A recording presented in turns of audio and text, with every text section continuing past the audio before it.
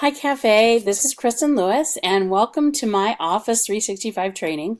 Now this class has not been made, it hasn't been created, and I don't even know exactly how I would go about offering this course, but it was something that I really was interested in doing and something I was really interested in trying so that I could get an idea of both sides of online and possibly even be able to offer this down the road.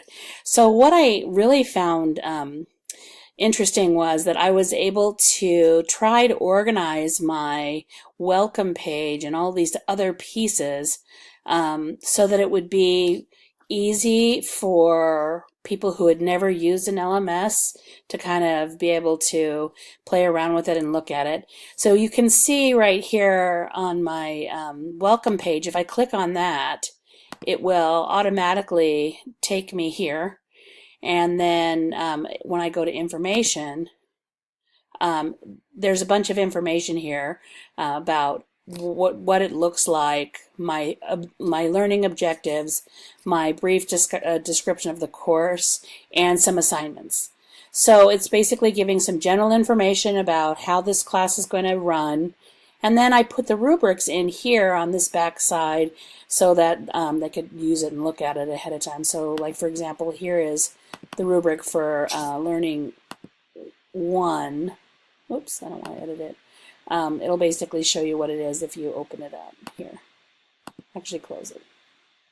The other thing I did was I added this particular piece of information, which gives a history of Channel 9, which is another resource for students to be able to kind of look at, and you can see it's how things were changed. So I actually played around with that, and it was kind of fun to do.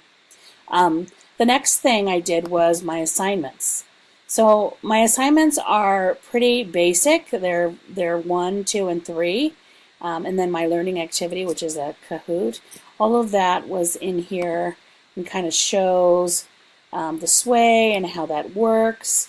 So I found that really kind of fun as well. And I also thought that being able to give the students the ability to go into the LMS and actually participate with all of the material was another really neat and fun thing to be able to do for my my class.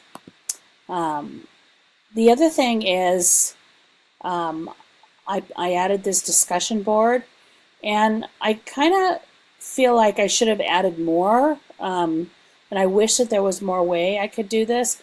I really kind of played around with Discover Content, but I didn't exactly know what I wanted to do with it. So, but I did have it in here for the learning activity and then the post.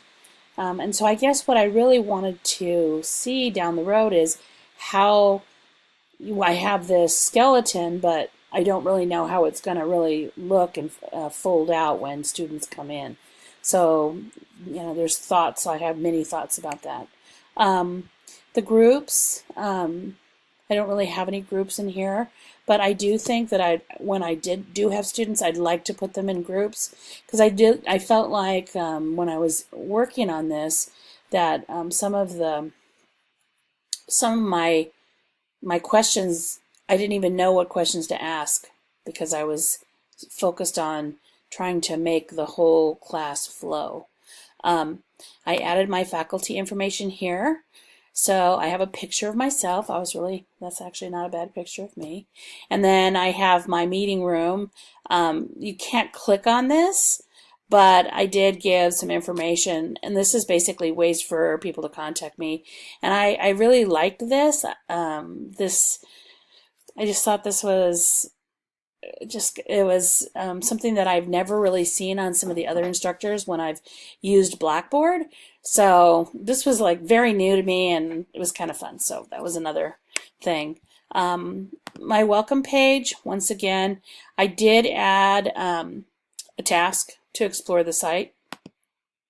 So if you close on this, I wanted to be able to give the students the timeline and so they could actually look at the LMS.